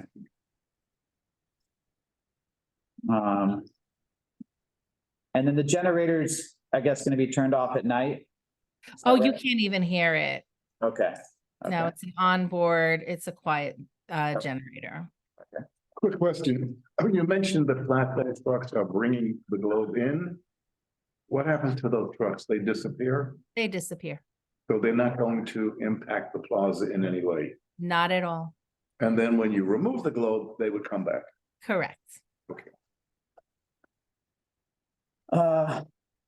So yeah, and to say to your point, when we take over plazas, we like to leave as many of the existing furniture that's there. Obviously, I want you to come down and sit and relax and look at our beautiful display. I'm not taking away the furniture. So I do like to encourage my clients to keep as much furniture as possible on plazas. Gotcha. And there's no sales at all? No. Thank you. That's working on me. I want to go to Arizona. And then when I go to Scottsdale, I just want you to know I do visit New York City events, so it works both ways. So what's the temperature now in Scottsdale? I have no idea because I'm a New Yorker, so I don't. Have you ever done a New York City tourism trailer in Scottsdale? I've done New York City tourism down in the southeast, but not in Scottsdale. Yeah, there could be some exchange. That would be fun to see. I mean, like Where they consider. yeah. I mean, maybe it's not actually relevant, but it would be interesting to come to this and see times when folks have been encouraged to come visit New York from in other settings. Other locations, right? Yeah, just to kind of, it would make it feel a little more tied to the community if we saw that people were being encouraged to come here too. Of course. Well, I do this coast to coast, so I will let my clients know. Good. Okay. Any other comments? Going once. Going twice. Okay. All right. Thanks for the time. Thank you. Happy holidays to you all. You too. Thanks, bye. Thanks. Bye. All right. Last chance for Hems. Oh, okay.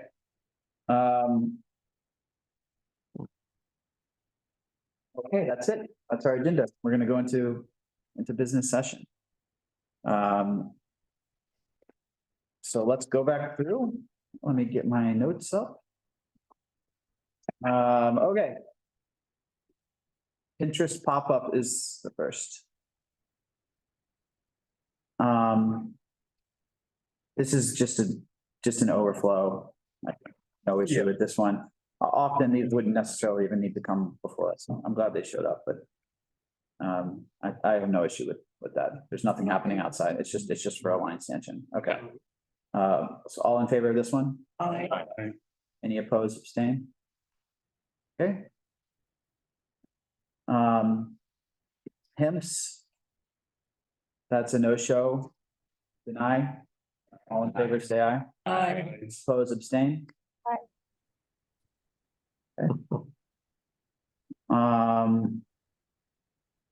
Okay, so Valentino.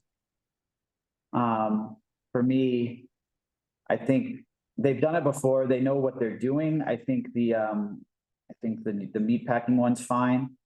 The Lafayette one, I think, has to change location. It's actually in a fire, no standing zone.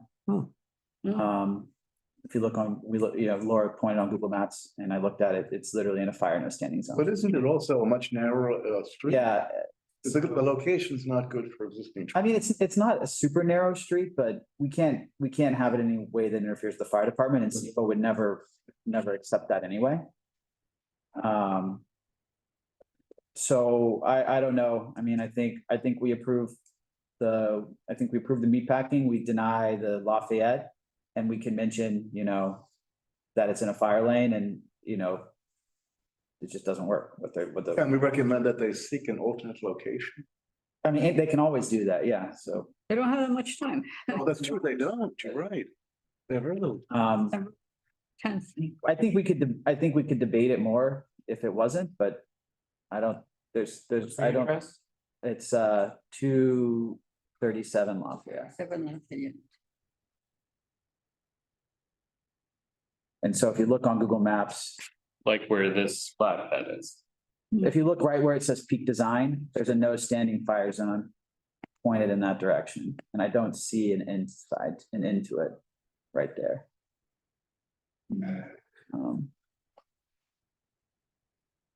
Yeah, there's the end. The other end's on the, is on that street light.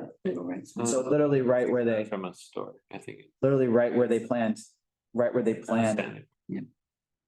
So it can't happen. Yeah, it just can't happen. Like, it is what it is. It is what it is. We're, folks see what I'm saying? Yes, absolutely. Yeah, I see the other end now. It's on the lamppost, so it's literally right where they wanted to park it. So we'll say no on that one because I of think we say no on that one. It's in a fire zone. fire lane, yes. There's other issues too. Well, if they just were on the other side, if they were just here, like, then would we approve? My instinct is to like approve it with assuming that they move one parking spot down the street. Yeah, I mean, to me, we deny what they applied for, and we can say in the overall resolution, because we're approving the other one, that in general, we're fine with the concept, but the location as applied for doesn't work, and they don't really have time, I think, to find another location, but theoretically, there's other spots and surrounding blocks that would be better. Right. I mean, but that's specifically what the application says. So, That address, it doesn't Yeah. just say the block. yeah, Right. Okay. that's what they presented to us. At least. Well, I just. If it said that address in the application, that would be one thing, but I don't know if she just was like, oh, it's somewhere around there, like. She said that specific address, and I don't necessarily want to just tell them to pick a random different address without having them on there. I guess I would say. So, on Lafayette between Prince and Spring, in a place that is not a fire zone. Approve. Well, Because it's It's the whole block like. I think that. that whole block, no, because there's also parking for the fire department. Yeah.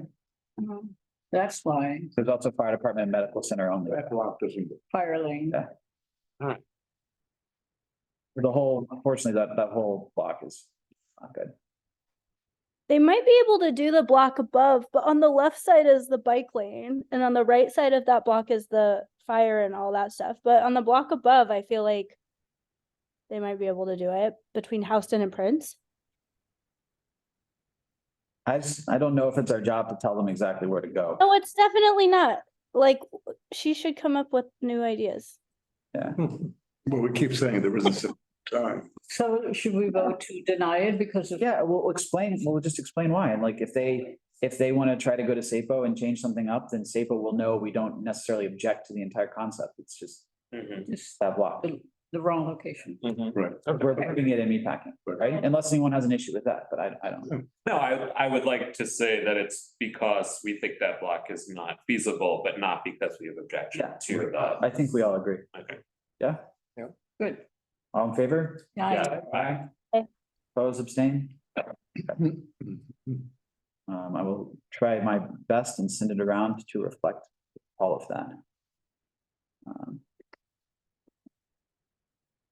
What the heck is Yankee Kicks? I forgot. That was the one I was talking about earlier, Isn't that on the block that we always have a problem with? I think that's one over. Bond? That's on the block where this is on the block where Zero Bond is. Oh. And I think the one that we've had issues with before is one east of that, I believe. But in any case, it's a no-show deny, and I think I would like to just note the amount of people that they've said are gonna be there. And just make sure SAPO's aware that we have no idea what it's gonna look like, whether there's celebrity, anything like that. And they didn't show up, so I think we need to be extra sure that we make SAPO aware of that. Okay, are people okay with that? Yeah. All Yes. in favor, say aye. Aye. Opposed, abstain. Aye. Okay. Hmm. The gondola. It's gonna be a cute concept, actually, I don't know if but Carter, I know, lives in that area. I don't, I'm gonna let him speak. the problem with the, He raised his hand. Hey, hey, Carter. You there? You guys, yeah, no, I just wanted to point out on the Bond Street one, if you look at the description, it's a very unsafe condition because they're asking all the pedestrians to step into the cobblestone street. And it's a very high curb in some portions of that area for the last one.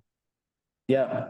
And I think that's an important local condition because that's right during peak holiday time period and having people,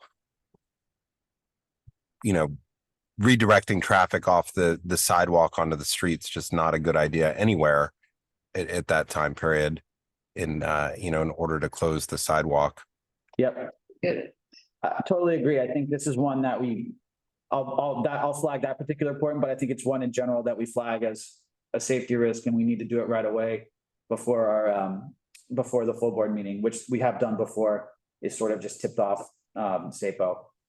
Because I know these types of stores can generate tons of traffic, even just outside of an opening.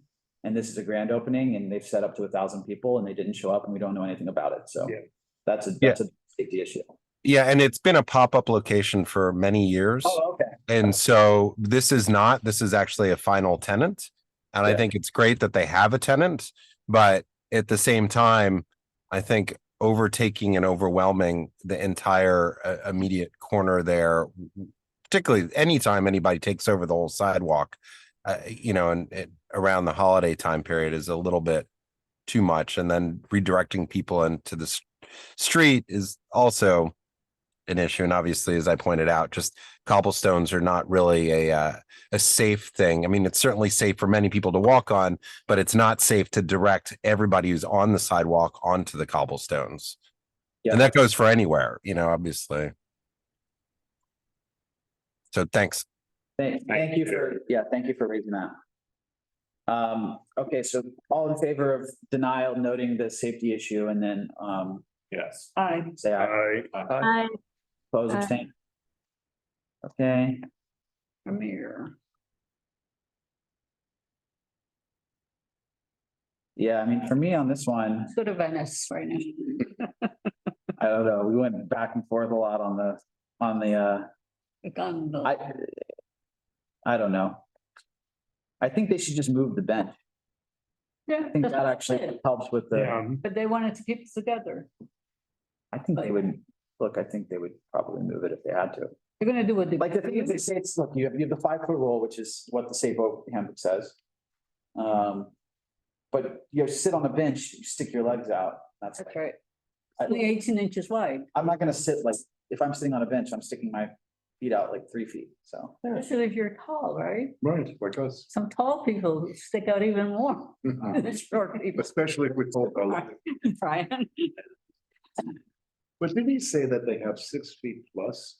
Yeah, they have 7 feet. 7 feet, right? I guess. Yeah. wait, well, I'm so sorry. I have to go. If I go, do we lose quorum? No, we just. So we're good. Okay, bye guys. I'll send you my notes. Erica, are you out west somewhere? You're still light out the window. I am. I'm in San Diego, my hometown. Oh, nice. Joy. Yeah, I have to go have dinner with my family tonight. Jealous. Okay, bye guys. I'll see you soon. See ya. I mean, I would prefer just to put a condition and say, you should move the bench to the other side. Because they say it's 6, if they say it's 5 feet, but then it's not really 5 feet when people are sitting down. Well, are people's legs? I think maybe. I'm new to the committee. I don't wanna overstate, but I think we could say, we recommend that they consider moving the bench to the other side or not having the bench at all, but.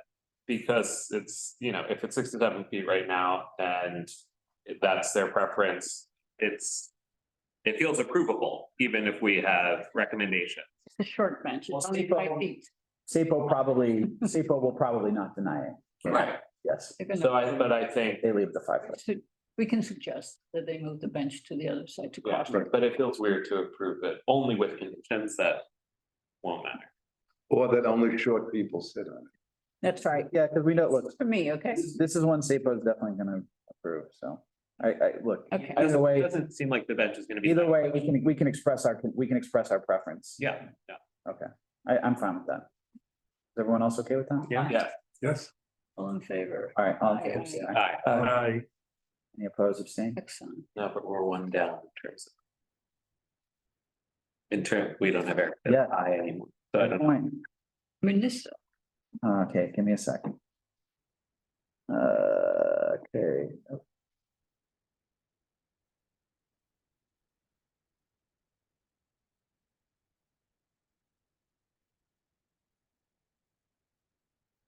Sorry. Do you want to be?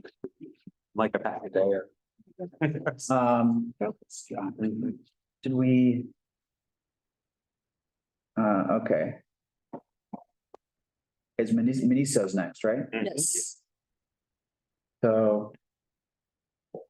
Look, I mean, the LED truck is illegal, so I don't know.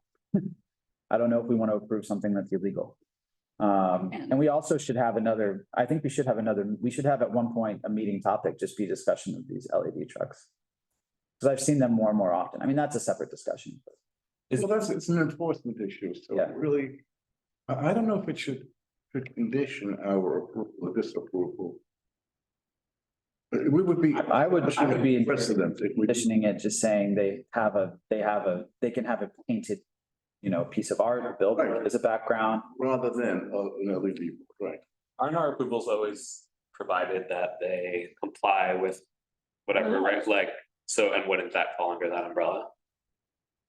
Oh, provided they comply with. Asked to approve the LED, or you're not being asked to approve the LED. Well, we're being asked to improve an event, which includes LED background. I think we have to exclude the LED from Right. our approval. We need to say something like. Well, we can just say, as always, our conditions, include that they follow all guidelines and an LED that is not a guideline, therefore our approval is conditioned on having some other backdrop other than the LED. Yeah. That would be a good way of putting it. But I like the idea of the pop-up dancers. But is the LED, I mean, I don't know, like, there was the citywide restriction on LED, is that for is that for driving around platforms? Would that also apply to this stationary? Yeah, you can't have an LED truck, even Period. when it comes to, yeah. Okay, so then, yeah, that is perfect verbiage. Okay, Okay. so approve excluding LED. Yeah, I mean, it's good, SAPO should know, but it's good for us also to note to SAPO that, this is not allowed under city rules. Okay. All in favor, say aye. Aye. Oppose, abstain? Okay. Bleecker Street Holiday Party? Okay, I've been to the ones that I guess they were put on by the Chamber of Commerce, and I thought they were very successful events in the past. That's right, where I live and I manage. Yeah, there were several I went to where, tons of people in the community were out hanging out, and it was great. Yeah, So I think it's a good event. That's good. I agree. All right, any difference of opinion? Nope. It's like, I want to dominate the discussion too much. Okay. All in favor, say aye. Aye. Oppose, abstain? Okay.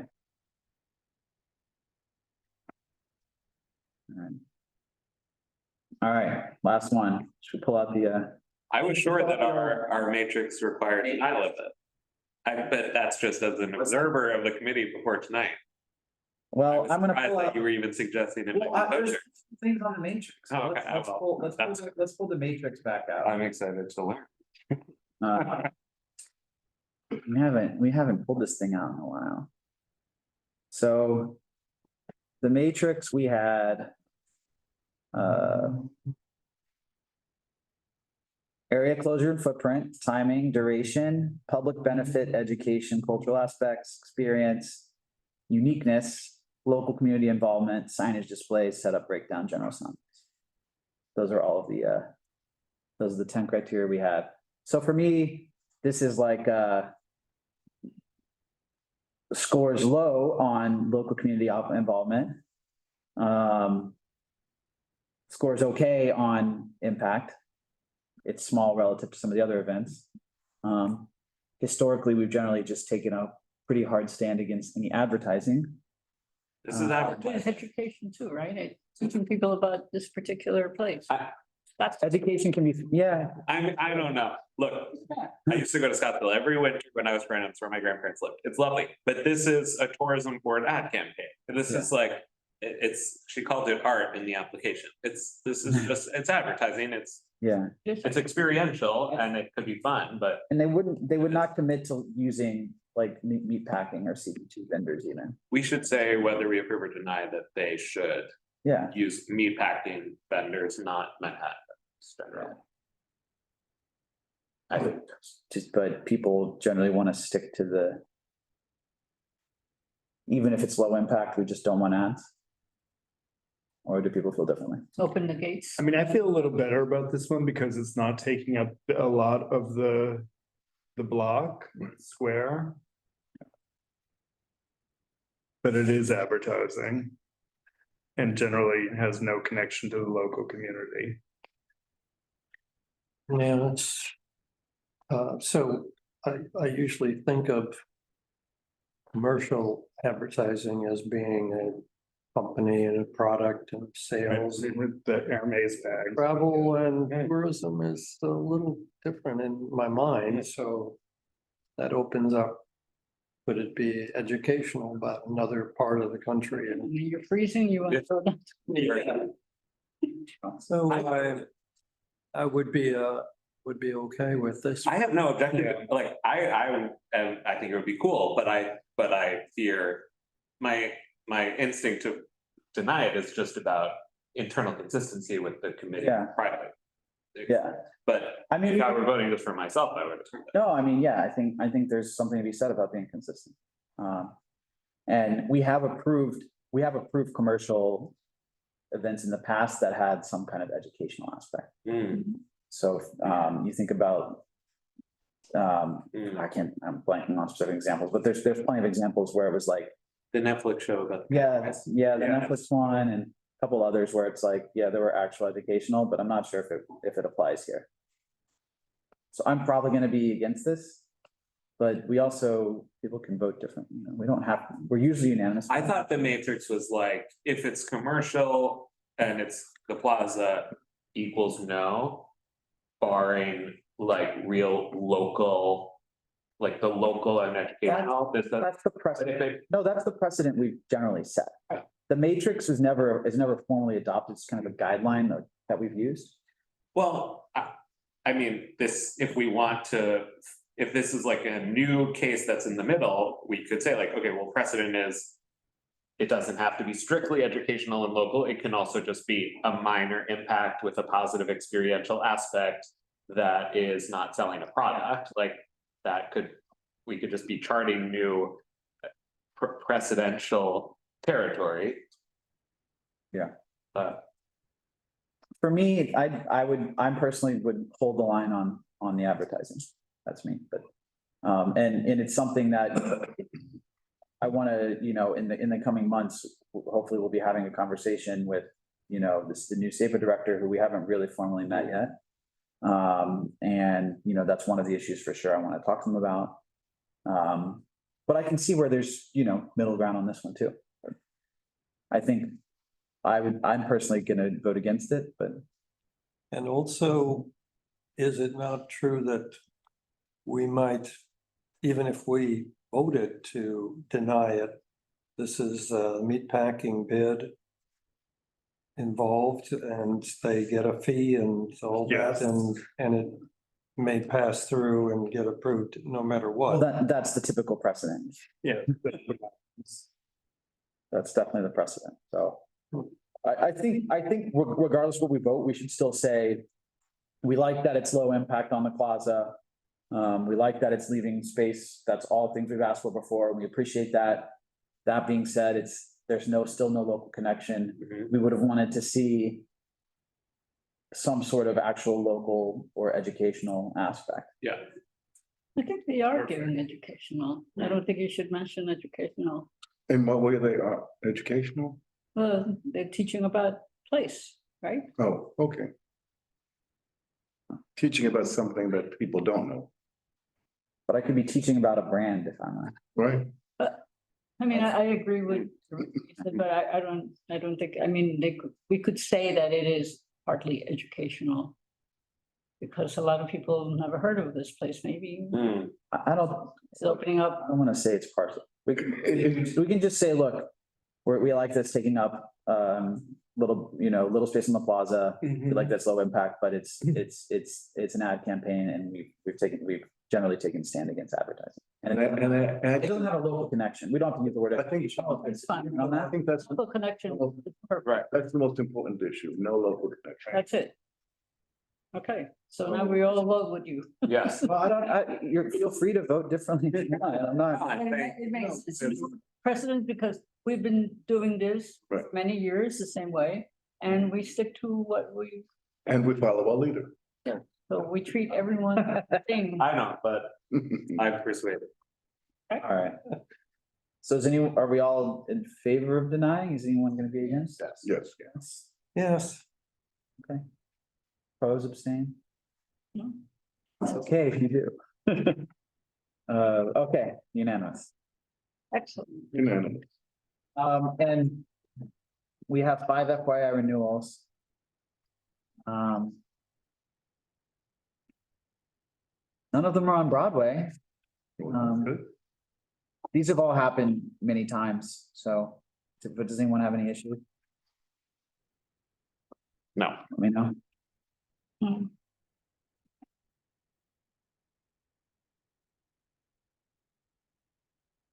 Going on.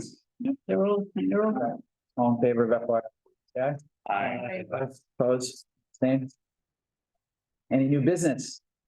I will say just in terms of future meetings, I'm keeping a running tally, but the LED topic is definitely an interesting one.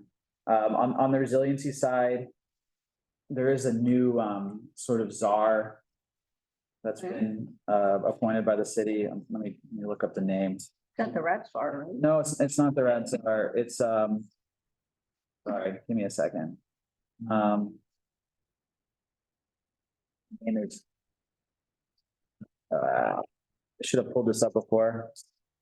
It's Lorian, what's the last name?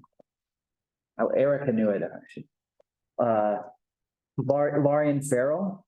So this was in October, a new deputy commissioner for coastal resilience at DEP.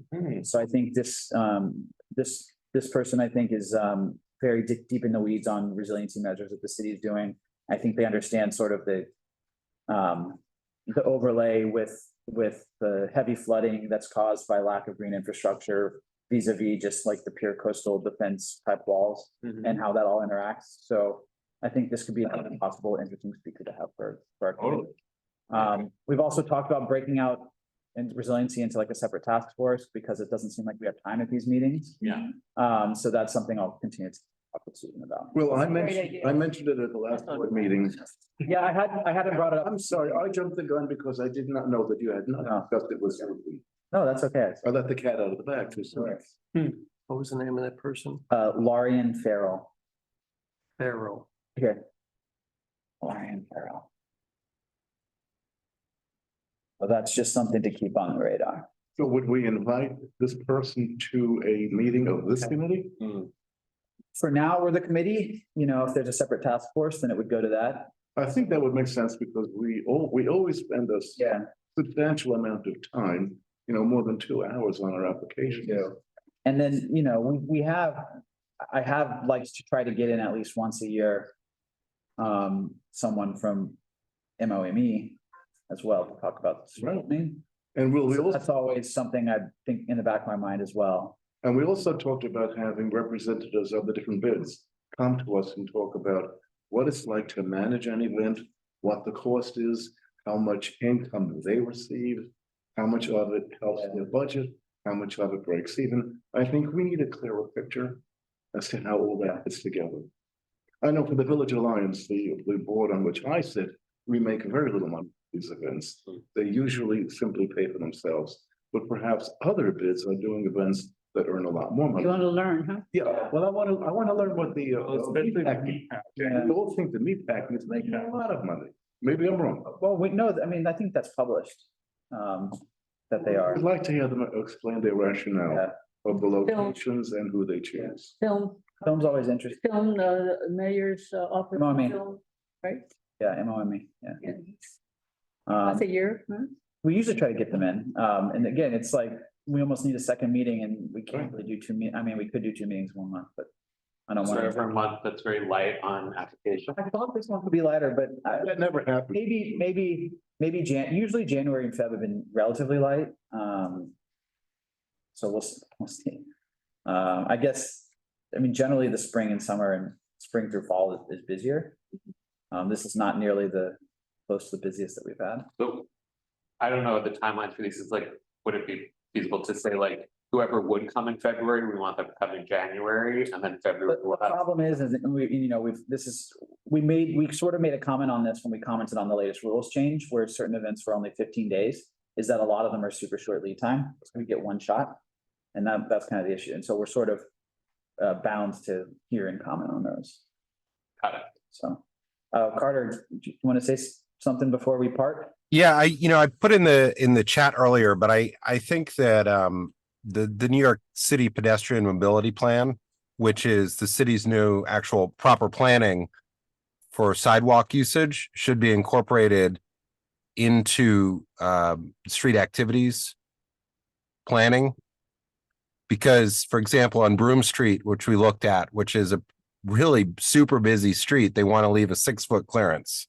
And that makes no sense. And, we have such highly trafficked streets. I think it's time to push the city to come into a better place on planning just in general when they're using sidewalks. And I think that it makes a lot of sense. And I'm just, every time I look at it, I'm shocked of how good a job they've done identifying which streets are used in particular ways and which sidewalks are used in particular ways. And I think it's a good starting point for the city to really take a look at and as far as just, where people are putting some of these larger events that have a significant impact. Yeah. Especially when you guys have to spend all this time looking at plans that just don't make any sense. And then the inclination is to try to shoehorn them in somewhere to make them work when they should just be, everybody should be doing a better job of planning these in the beginning before they're brought to us. Yeah. So I was just, the more and more I look at the pedestrian mobility plan, the more and more it makes sense as we look at things. And then you're bringing up the matrix made me think of that. So that's a good point. I mean, from the latest version of SAPO guidelines that I've seen, Carter, is I guess this is a new plan, so they probably haven't reacted to it. Because the latest I've seen is sort of just 5-foot universal pedestrian walkway on sidewalk, and that's what they tell people. But perhaps it's worth bringing up that it needs to be more differentiated based on the street. Well, it's in conflict with the city's own planning is the point, that they've taken the steps to identify baseline streets, community connectors, neighborhood corridors, regional corridors, and global corridors. And that really is a good distinction for us, given the density in certain parts of our area and the heavy use and just, even just the connections to the tunnels, where, things that aren't such a good idea to do in certain places, be better somewhere else. And I think it's time to put a little pressure on SAPO to maybe get in tune with more of the city planning aspect of usage of the sidewalks. Yeah. I don't think very many of us know what's in the pedestrian mobility plan. I think we should be taking a look at it if we can. Yeah. I'll send that around. I'll send it around. Right. And, we've talked in the past about doing, it's years in the past, we've asked SAPO to do kind of studies on pedestrian impact of different events. And here it's maybe they've kind of done, not SAPO, but the city's done some of the work for us by, identifying these various 5 different categories of streets. Okay. And then it's a separate thing, you know, there was another, the curb lane closures, which no notice. There was one on Lafayette a few weeks ago in conjunction with the Burberry's event and a conjunction with an event at Temple Bar, which, you know, in and of itself, it was impactful, but it crossed a bike lane, which was pretty nuts, where they had cars pulling over, unloading people, and then going across the bike lane. And I just bring that up because that, you know, as we have more and more of these very specific types of things that are on such short notice, that's an example of just as a biker, it's not safe, you know, when all of a sudden they're unloading cars and people just stepping into the bike lanes, along with, you know, many of the other bike lane issues. But it's just something to point out as well. The SAPO, depending on what the street lane is used for, if it's used for blocking it off for, I don't know if they call celebrities showing up, loading and unloading, or whatever that, you know, the terminology is. But anytime you're dropping off people in a, you know, on the outside of a bike lane and then having all the people cross it, it's not the greatest idea. And I think it needs some better you know, guidance from SAPO on that for the people who are hosting the events. Yeah. All right. Thanks for bringing that up, Carter. All right. Get rid of the. Anybody have anything else? All right. Thank you. Thank you. Good night, everybody. Good night. Good night. Will, thank you once again for. Thank you. Good job.